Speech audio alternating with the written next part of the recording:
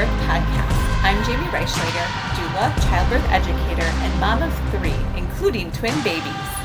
Thank you for being here as we explore the power of healing through childbirth, delve into the options, receive wisdom from guest experts, and hear inspiring stories that pave the way for healing and wholeness through pregnancy, birth, and beyond. Whether the journey is smooth sailing or filled with unexpected challenges, this is a supportive space for birth workers and individuals navigating their childbearing season of life. Together, let's embark on a journey toward empowerment, resilience, and triumph. Our babies will thank us.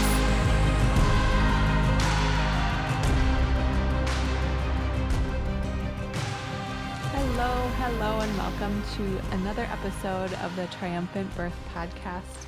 Today, I have a treat for all of you. I am so delighted to have our guest today, Billie Harrigan. And I'll go into her intro and then we'll just get started on talking because I don't want to waste any time at all getting into this conversation. So Billie Harrigan is a fierce advocate for restoring safety and sanity to modern birth practices.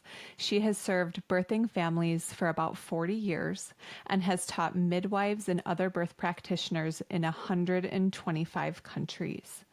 Billie offers training in the knowledge and skills of traditional birth companionship, which is widely recognized as the skills of holistic midwifery.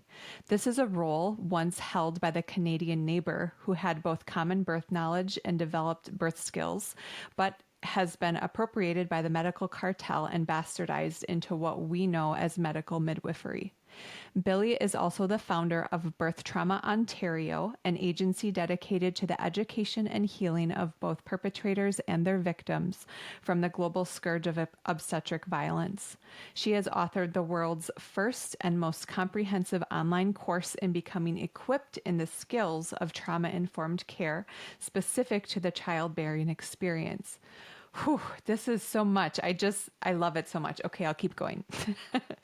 She is the founder and director of the private member association, the Hive Collective, which brings together a community that is creating holistic alternatives for reclaiming our sovereignty over our bodies, births, babies, families, finances, and future. Welcome, Billie. I am so happy to have you here today. Thank you so much. I'm absolutely thrilled to be here and just so honored that you invited me. What a resume. I mean, you have done incredible work. Why don't we go ahead and start with your origin story? What got you started in this work? I know it's probably a lot of different things, but so you can make it as brief or as not brief as you'd like. Well, I have told this story many times, so I don't want to repeat too much for your listeners who may have heard me before. But it really dates back to me as a young woman having my first baby. I thought the most responsible thing to do to save my life, because goodness gracious, childbirth is the closest a woman and a baby will ever be to death, will be to go to a hospital that specialized in high response care and be in the care of an obstetrician who would surely keep me from the most certainty of death. And it was a shit show. It was an induction, and it was all the medical bells and whistles, and I was cut from behind her to breakfast. My kid ended up in the NICU clinging to life, and I was told that she probably wouldn't live through the night. But if she did, the pediatrician would come back and let me know if she lived. And I said, "Can I go see my baby?" And they said, "No." My husband said, "Can I go see her?" I said, "Yeah, sure, come on." So my baby was going to die that night, never having met her own mother. And I was so irrelevant to this, irrelevant in the birth process, irrelevant to her living. Whether she lived or not, she did. She's a grown woman and a mother, but it was pretty awful. And at the end of a week, we went from, we're not sure she'll make it through the night, to expect her to be severely retarded, their words, to being handed a baby 1 week later saying, "Go home and have a good life." And at that point, I mean, the PTSD was pretty severe. And they handed me a child that looked like my husband, and they told me was mine. Now go home and make something out of it. And she screamed. I cried. And that was our start to life. And a few months later, it's like, what am I going to do with a screaming child? I need help. So I went to the Leche League and I met these women who liked having babies. I was like, you're insane. Nobody likes having babies. Why do you like having babies? Well, they didn't use medical services. They just had the baby at home with their friends. Like, wait, what? You're alive? No, no, no. Where are the dead babies? Where are the dead mothers? No, nobody died. So that was the introduction to the fact that there could be something else. And the Leche League had a lending library that was exceptional. And I dipped down into books that were written that told what the science actually said, that showed that almost everything that happened in a medicalized hospital birth was bullshit. And lo and behold, you can do things safely according to science. And so that's kind of what got me started, is just meeting women who did it differently. Amazing. Ugh, I've heard so many stories, maybe not exactly like yours, but we know that this is a rampant issue of the PTSD and the trauma and the obstetric violence and mistreatment and whatever word they want to call it these days. And so how long, because you established Birth Trauma Ontario, what was the timeline between your first baby? Because you have 7 children. I do, yeah. What was that timeline between the trauma of that first birth and starting the work? Because you homeschooled them, by the way, for everyone listening as well. So like that's also a lot of, that's energy expensive. And so when did you start Birth Trauma Ontario and your other offerings? Well, I took a break from attending anybody's birth because the glorious thing is we managed to get midwifery decriminalized because it was against the law to practice midwifery. We had it decriminalized in 1993, first in Ontario, then a couple of years later in BC. And we thought, my goodness, so these gorgeous women that we hung out with, you know, they'll now be able to keep going to women's births and they'll get third-party insurance and it'll be glorious. And I stopped attending other women's births because there was no need. We had this decriminalization and then we had regulation. And they went into the to be trained in a 4-year university program. 4 years later, they all came out little mini obstetricians. They were trained in the medical model. And it really wasn't a far leap because this, what we call pre-legislation, that's the word we use here, these pre-legislation midwifery style was fashioned after the medical model. So it really wasn't too far of a leap for them. But I naively thought everything was in good hands. And a few years later, a friend at church said, oh, well, she's going to have her first baby. Would I be her doula? Well, I don't know what a doula is, but if we're going to have a baby, yeah, I'll be there, sure. You know, somebody's got a nursing baby sitting in a rocking chair. We'll be cooking. There'll probably be champagne after. We're going to have a great time. The kid will come out. She was in modern midwifery services, and there was the time limit. 42 weeks, that kid comes out. Stretch and sweeps, herbs, homeopathy, force the kid out. And it was this mother and baby who were not hormonally primed for labor yet. And it was excruciating, delayed, the usual stretch and sweep story. I mean, I would like to see that thing banned off the face of the earth. But so she was having this agonizing all night long going on and on. Midwife came, she's less than 2 centimeters. She's desperate, go for hours and hours more. Eventually she transfers to the hospital. I'm allowed to stay because I'm now apparently a doula, whatever that is. I didn't know. And stayed, and she had a fully medicalized birth with all the bells and whistles. And afterwards I went home and threw up. I thought, oh my gosh, absolutely nothing has changed from the time I had my first baby to after my 7th.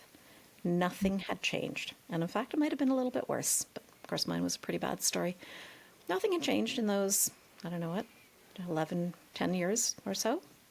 So I thought, okay, I guess what people want are doulas. Well, I'm sure they do.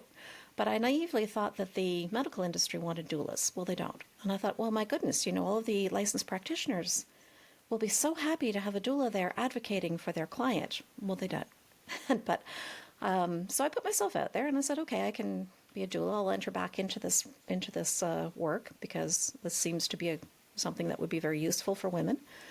And Dona, which was doing a brilliant job of marketing at the time, brilliant. The primary question parents were to ask a doula is, are you certified? That was the most important question. And so when I met with parents, they said, are you certified? And I said, no, I've been doing this for 25 years. I'm not certified. Oh dear. Okay, well, apparently it's a thing. So I'll go look around, and I found Childbirth International, and I thought, wonderful, they're going to teach me something I don't know. Otherwise, I thought, why am I paying you to teach me something that makes no sense to me? I really liked the organization. I became a trainer. I became the director of education. I got to write continuing education for maternity service providers there. And then I did doula for about a half an hour.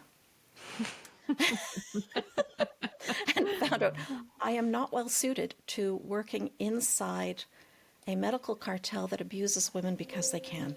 Oh. What I found is what I'm doing is I am witnessing the rape of a woman. And the role that was expected of me was to hold her hand and stroke her arm and say, there, pet, it will be over soon. As she's being fisted, when she cries no, when her pleads are ignored. And this is insanity. And so I was hauled into a local hospital to be thoroughly spanked for advocating for a client once. Told me if I was caught doing that again, I would be removed. So I left that with my middle finger raised high, and so I'll never step foot in this place again. I think I attended one more birth with regulated midwives, and I thought, I'm not doing this either. This is ridiculous. The same practices, the same stretch and sweeps, the same timelines, the same fingering, the same. This is not necessary, it's not sacred, it's not holy, and it's not safe. So I just went back to what it is I do. And Yes. so it was actually being with a woman who was having her baby, and she developed a medical condition in labor. We wisely transferred to the hospital because it was a medical situation. And the abuse that came my way for supporting her and encouraging her to go to a hospital for medical care and driving her there was over the top. So I came home from that night, messaged in a private group, that's it, I'm done. Gave myself a good shot of whiskey, went to bed, woke up and thought, nope, you just effed with the wrong person. You just poked the bear. And I launched Birth Trauma Ontario the next day.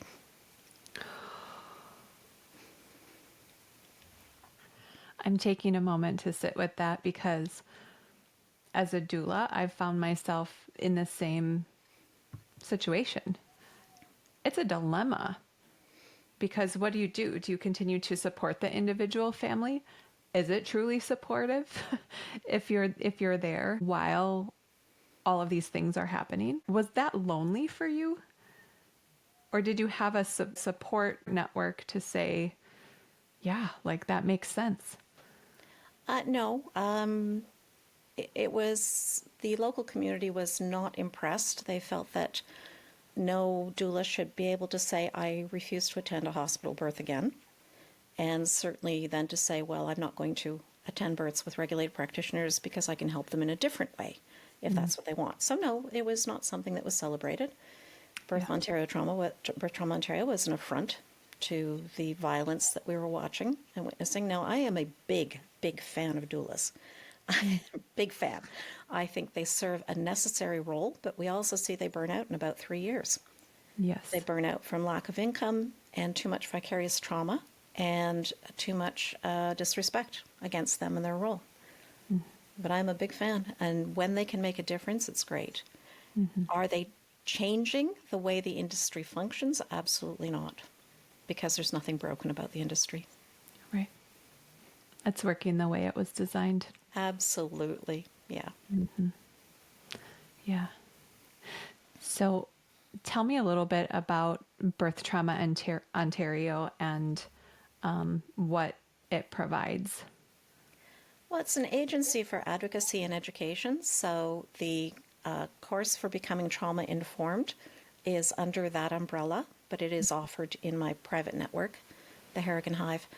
But that's its primary offering. Is the course was written with the maternity practitioner in mind. It is entirely researched. There's evidence-based, fully referenced.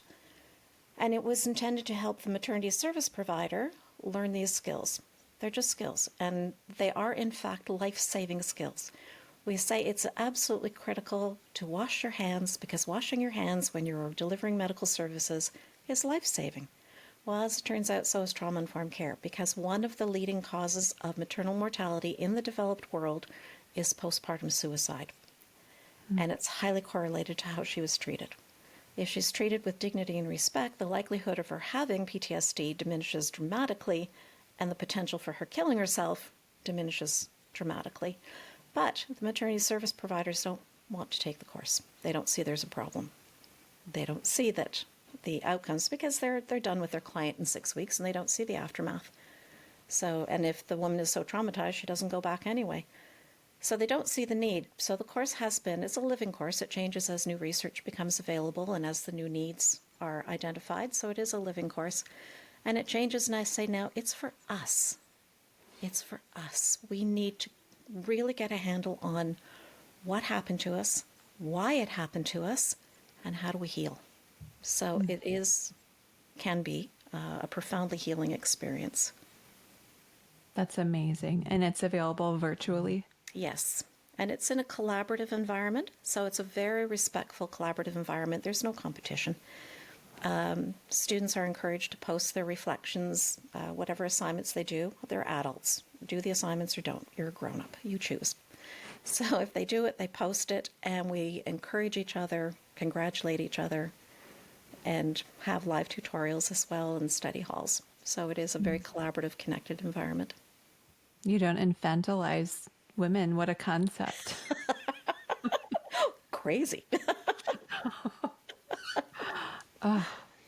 And that course is part of the becoming a traditional birth companion.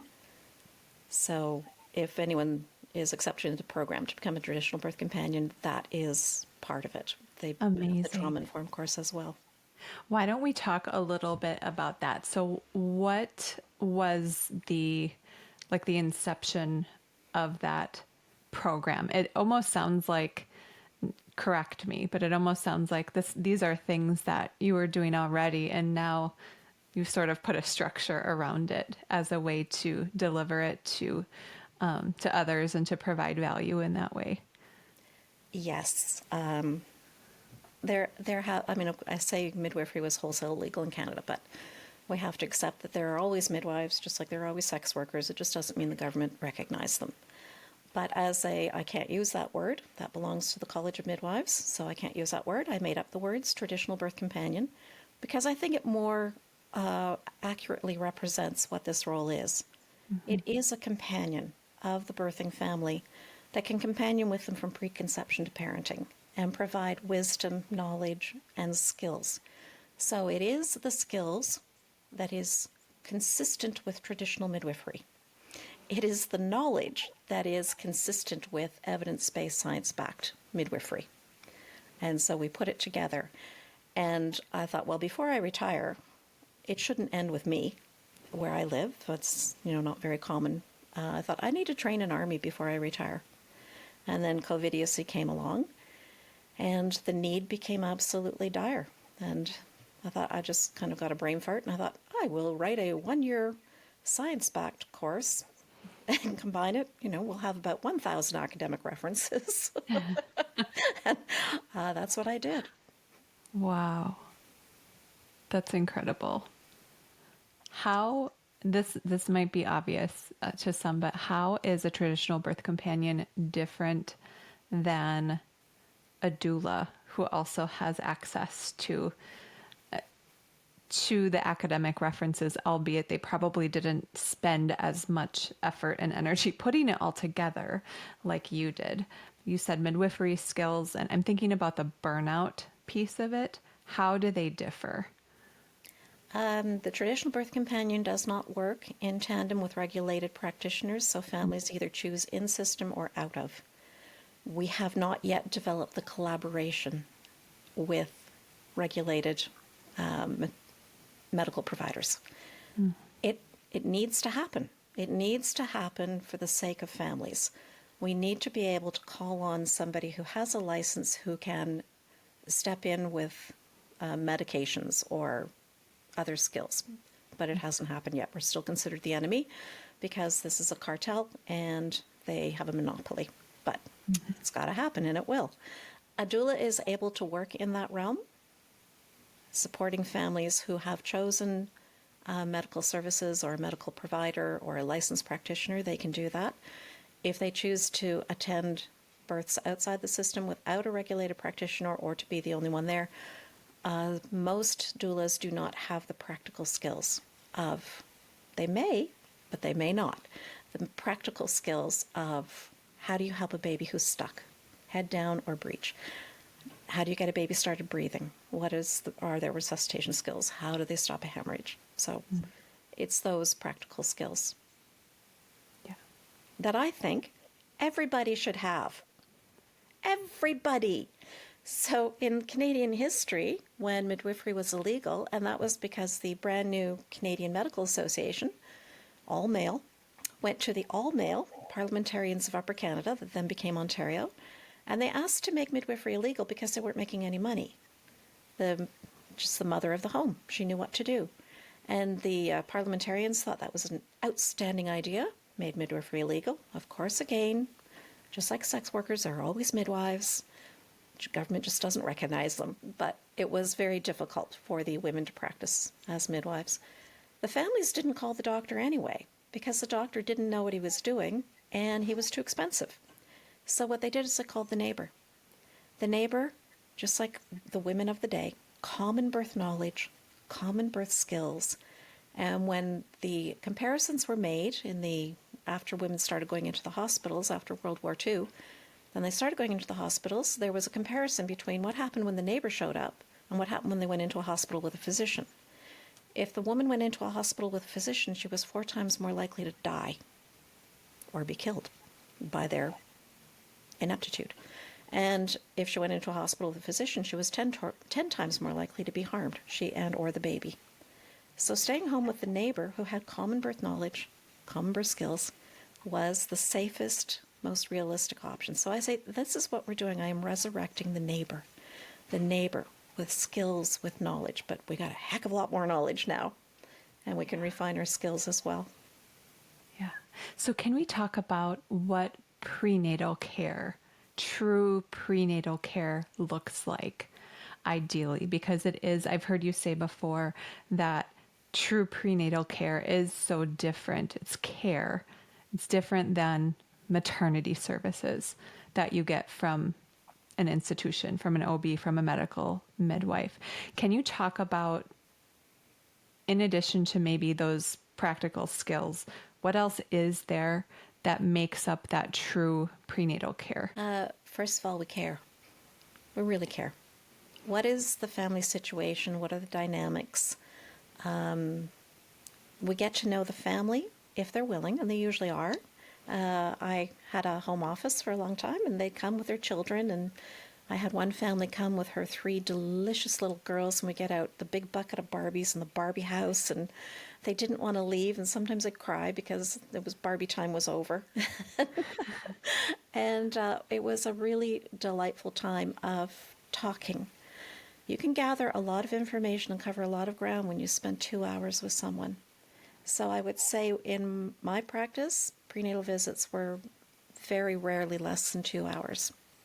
And then we talk. And when you talk, you cover a lot of ground. We cover what was the past birth experience like, if there was one, fears, challenges, relationships, a massive influence on nutrition. Nutrition is I would say, the single most modifiable factor in altering the outcome, affecting the outcome, positive or negative. A lot of time. We talk about what she's eating, how she's feeling, and we talk about pets and gardening and sometimes politics, and we have a really good time. If she likes, we can find out where the baby is. I just say, I'm Nana. Nana likes to play with babies, and I love playing with babies. And if the mother says yes, well then she has a good stretch on my couch, and first of all, I warn her I might have cold hands, and I introduce myself to the baby, that I'm Nana or Auntie Billie, and by the time you come out, we're going to be very good friends. This little person should feel safe. in their birth with who is there. And I think it's really important that if you're going to be at another woman's birth, that the baby knows who you are, because they should feel safe about this.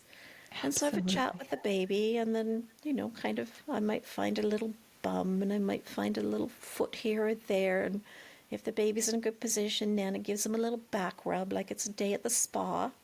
And we have a very fun time with the baby. And the baby's personalities often reveal themselves. Some are shy, some are quiet and listen, and some are very friendly right away. And so that's another thing. We talk about mother if she wants to investigate her blood pressure, because it's just information. She's encouraged to connect, if she wants, to connect with a practitioner for blood work. It's just information. This is not, you see, the difference is information is not weaponized. In the industry, if she's hoping for a home birth with a midwife, the information is often weaponized. Oh, your baby's small. Oh, your baby's big. Oh, your baby's in the wrong position. Well, your blood work is not quite this. It's not quite that. And in many ways, it's not that they have the knowledge to resolve some of these things. What they have is the ability to just escalate them to obstetrical services in the hospital. And so many women who have medical trauma will say, well, I'm not going to go to a practitioner and get that information. It's like, all right, then we don't. So we have to proceed with, what is the kind of nutrition we have to address? What are any potential deficits from previous pregnancies, MTHFR gene variation? So we pay a lot of attention to that and get to know each other and get to really like each other. It's incredible. And that is all encompassed within your TCB program. Yes. Is that right? Yes, it is. Amazing. And then I imagine, obviously, that extends through the birth, all of this true care.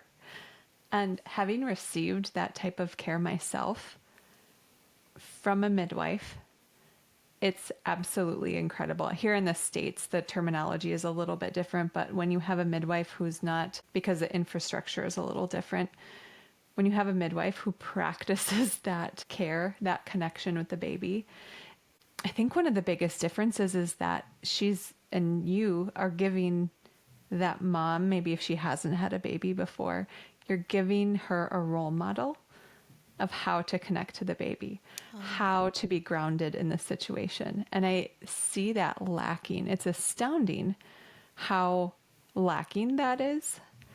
And I have to think that it might contribute to things like postpartum depression and all of these things where if you don't have a role model on how to mother, how can you do that effectively? And so I'm going off into some tangents maybe, but I'm wondering if you can talk about other ways that you're able to provide that modeling for families who maybe don't get that anywhere else from ancestors or family that's around.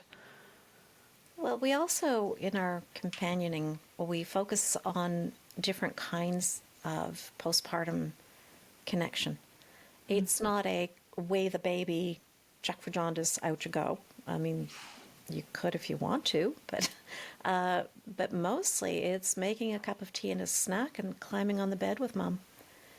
Mother Billie's rule, 6 days in bed after a baby. No exceptions. It's best 6 days of your life. To come and make a cup of tea, sit on the bed with her. Again, let's spend a couple of hours. Let's talk. Let's talk about how you're feeling.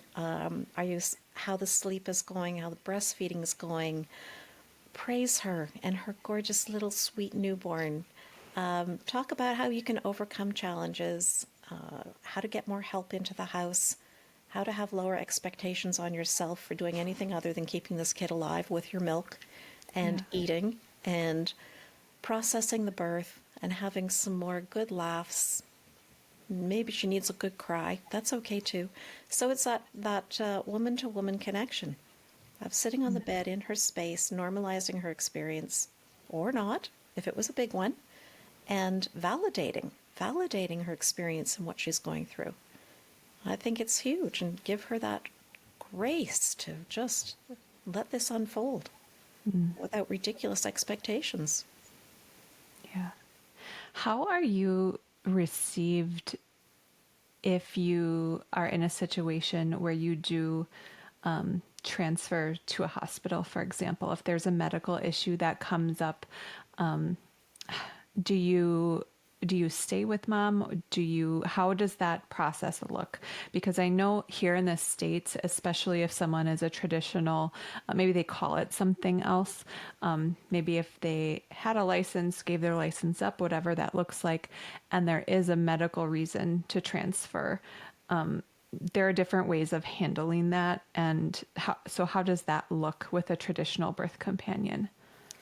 Unfortunately, if it's me, I absolutely cannot go because I'm too well known and the mother is abused for working with me. For many practitioners who have a tremendous bias against my desire to offer an alternative to families who want it, if they come in and had used somebody that maybe was associated with me, it depends on who's on call. Someone with a strong bias will abuse the mother.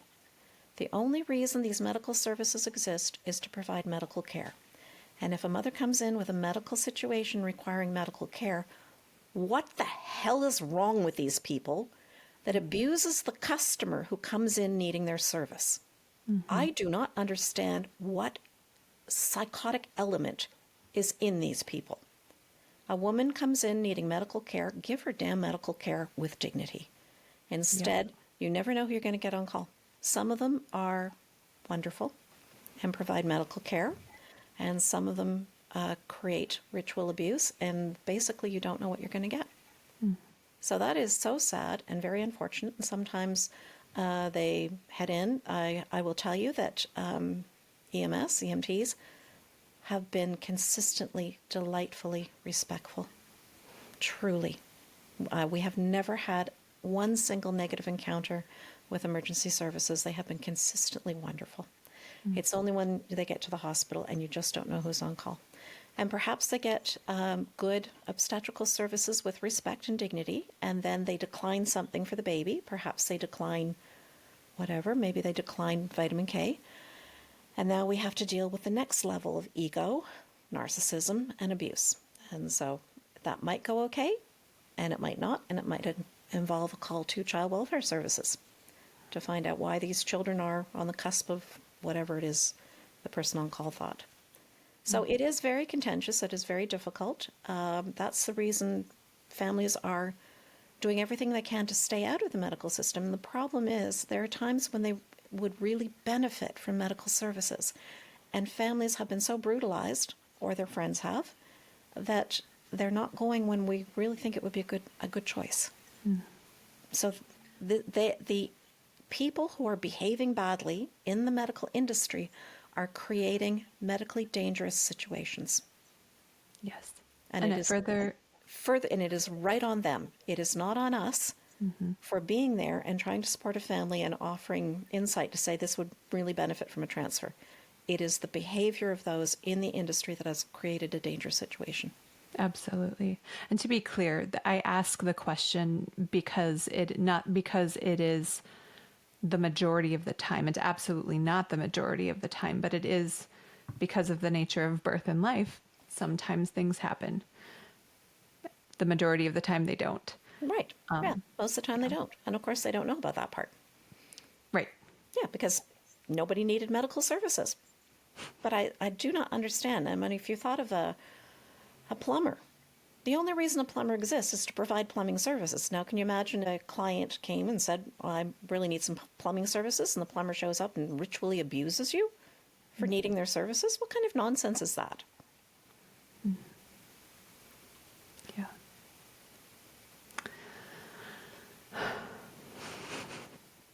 I need to bring it back. I need to bring myself back. This kind of thing fires me up. Yeah, it fires me up too. And I think different people have different responses to it. And I'm kind of like, picturing things that have happened, as a doula, I mean, too, you're there and these things are burned into your brain and into your nervous system. And there needs to be healing work that comes from that as well. So as I'm sitting there kind of short circuiting, I'm like, okay, what do I ask you next? Oh, goodness. So I mentioned to you before we started recording that my twin babies, they just turned 1. And I was on the night before their birthday, I was nursing my daughter back to sleep, holding her hand, and I was thinking about our conversation and thinking, okay, this is the culture of birth and prenatal care now. What is it going to be like when she is of childbearing age, when she goes to have babies? Like, what is the culture going to be like? And then my next thought is, what can I do? What can we do as mothers, as maybe burnt out doulas? What can we do individually to help improve this situation for the next generation? Because I mean, we haven't even gotten into the epigenetics of it, and the fact that we're birthing the next generation and the next generation's nervous system. So what can we do individually to improve the situation for the next generation? We have to step out of the mind control of the systems in place that it's the only option, or that we're all going to die if we don't use these services. We've been brainwashed as a population to think that that is all we've got. That, you go to a hospital. And the time that women have been moving into hospitals has been so brief in human history. It's a blip on the radar.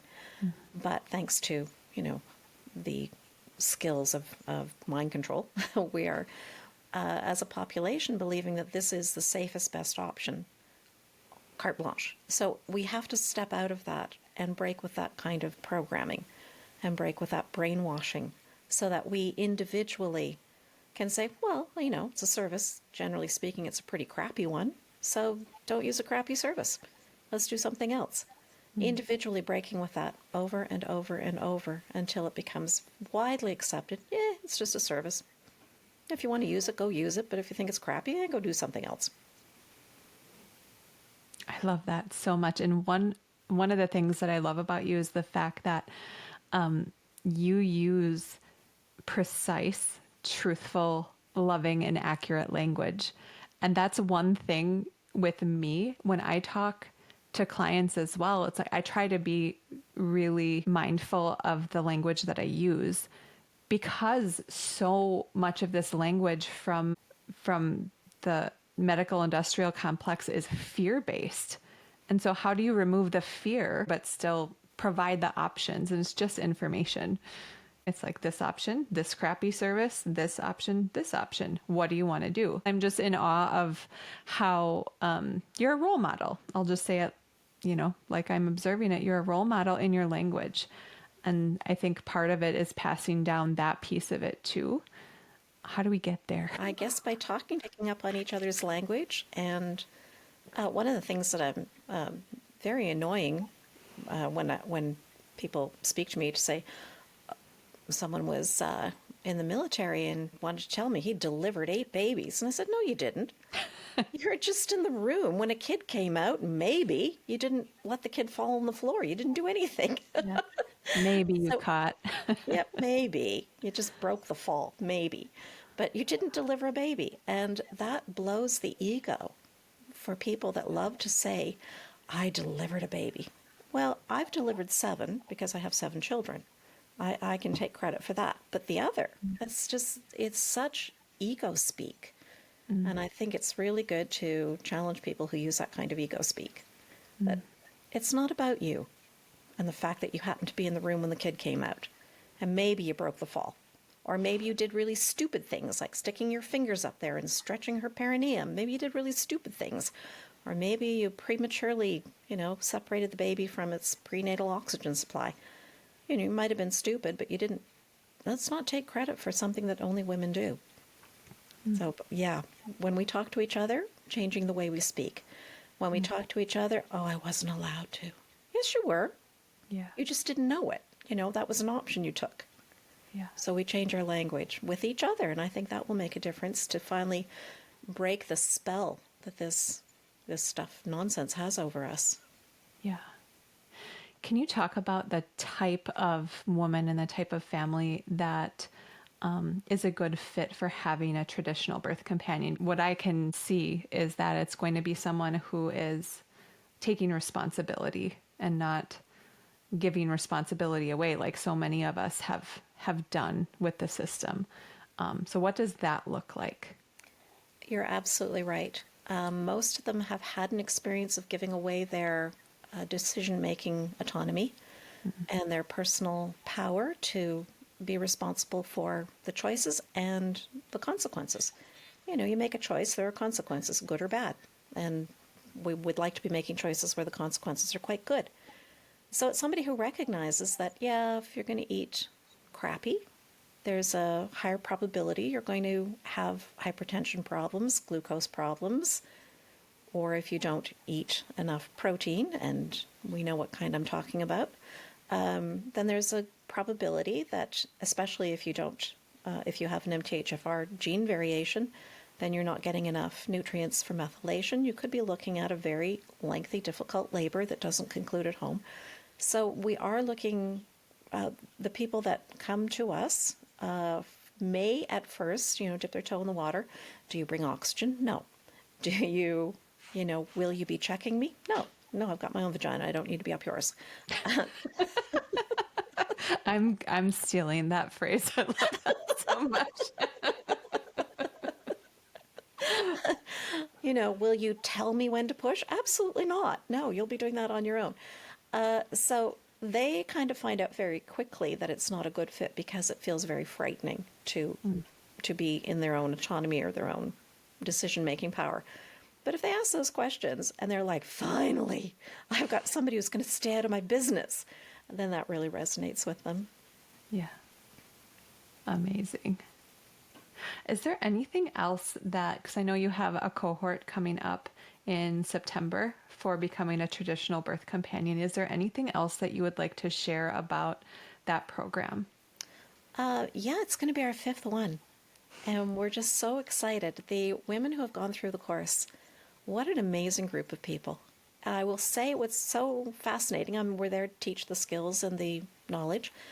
I would say the greatest outcome that we have heard from the women who've gone through the course is they found it one of the most healing experiences of their life. That is, I've got shivers when I say that. I'm covered in shivers right now with the personal reward that feels like. That's not why I created the course. But the fact that it exists in such a loving, caring, collaborative environment where these women truly care about each other. Some of them have babies while they're part of the program. Some of them conceive and miscarry, and they are held and nurtured emotionally as best we can. Sometimes they live close to each other so they can form connections that way. But to hear that on the other side of it, they found it healing. What a gift. So, and that's not the purpose of it. It just happens to be that it is in this loving container, and that's what happened. So that's such an honor to hear that. That's amazing. It's healing almost from both ends, because if it's healing after some of these events happen, but you're also preventing trauma proactively. Yes. For tons and tons of women. That's so incredible, Billie. It was what I found interesting. The last cohort in particular is the number of nurses who joined the program. The nurses who survived, if they didn't lose their job for not injecting themselves, or just saw the degree of corruption through the idiot ears, that they're saying we have to do something else. The industry's imploding anyway, as it is, and it has revealed itself just new depths of corruption and weakness. Good people. There was too much weakness. So we do have quite a number of students who once worked in that and don't anymore, and they bring a different perspective, which is brilliant. Their training is wonderful. And for some who did work in the industry, lots of unlearning. Well, that's what you did, but hey, this is what the science says, and here's a different way of doing things. It's just each cohort is such a beautiful experience of the women that come together. So I'm really looking forward to the September. Yay. And can you talk a little bit about how your programs are structured? Because you're in a PMA, is that right? Yes. Okay. Can you talk a little bit about the Hive and just how everything is structured in that way? Yeah, we have a free section that's open to everybody, just called HarriganHive.com. And everybody's welcome. Come in, hang out. You can find somebody near you, maybe, have a chat with someone. From there, you can join the private community, which is the private member association. That's called the Hive Collective. And within the Hive Collective, our private member association, members are free to conduct business with one another in the private realm. They can work with each other, they can provide services, they can connect in the private realm. The course is an offering of the PMA, so that's offered in the private realm. There is course tuition, and then you'll have to be a member of the PMA. But if you're accepted into the course, it's just $5 a month. We're just going to keep it as easy as can be. And Wonderful. and then the trauma course. The trauma course is not part of the PMA, so everybody's welcome to enroll in that. And if you enroll in the trauma course first, and then you come into the traditional birth companion, then the fee of the trauma course is deducted from your companion course. Amazing. Billie, I have one more question for you before we wrap up. And this is a question that I've started asking each guest at the end of our episodes. So if you could offer one piece of wisdom, this almost feels silly asking you this because the whole episode has been Billie giving wisdom. If you could offer one piece of wisdom to transform the fear and trauma in today's birth culture into confidence, healing, and triumph, what would it be? Recognize that what the industry offers is just a service. That's it. Sometimes you really like your mechanic, sometimes you don't, you go get another one. It's just a service. And if you like the service, which some people do, go enjoy. If you don't like the service, just go do something else. It's just a service. You're not going to die because you didn't use this service. That's the marketing of a cult. And when you recognize that you are being marketed to like it's a cult, and your adherence to it is a cult, and nobody likes to think they've been duped, just understand you've been duped. But if you like it, use it. That's all. It's just a service. Billie, thank you so much for your time and your wisdom